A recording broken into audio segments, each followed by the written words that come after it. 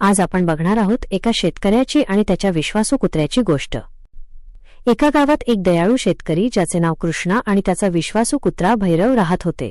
त्यांची छोटी शेती, हिरवीगार पिके आणि आरामदायक झोपडीसह शांततेचे आश्रयस्थान होते। भैरव एक मजबूत स्थानिक जातीचा कुत्रा आपल्या चौकस डोळ्यांनी कृष्णाच्या बाजूने कधीच दूर जात नव्हता। त्याची शेपटी समाधानाने सतत हलत असे। दररोज सकाळी जेव्हा पहाटेचे पहिले किरण आकाशाला रंगवत तेव्हा कृष्णा चेहऱ्यावर एक आशावादी हास्य घेऊन शेतात जात असे। भैरव त्याच्यासोबत धावत असे। कधी खोडकर कावळ्यांना पिकलेल्या भातापासून पळवून लावतो, तर कधी भरकटलेल्या बकरीला तिच्या जागेवर परत घेऊन जात असे। एका संध्याकाळी जेव्हा चांदण्या आकाशात चमकू लागल्या तेव्हा एक भीतीदायक सावली शेताकडे सरकू लागली। एक धूर्त कोल्हा भुकेने त्याचे डोळे चमकत होते कृष्णाच्या मेंढ्यांच्या लहान कळपाचा पाठलाग करू लागला।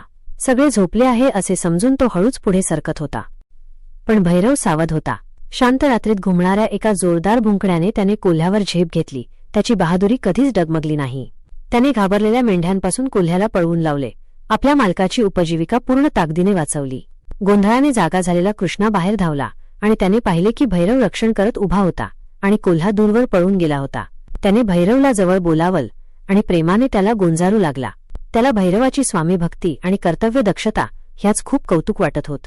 स्टोरी आवडली असल्यास स्टोरीला लाईक आणि चॅनेलला सबस्क्राईब करा।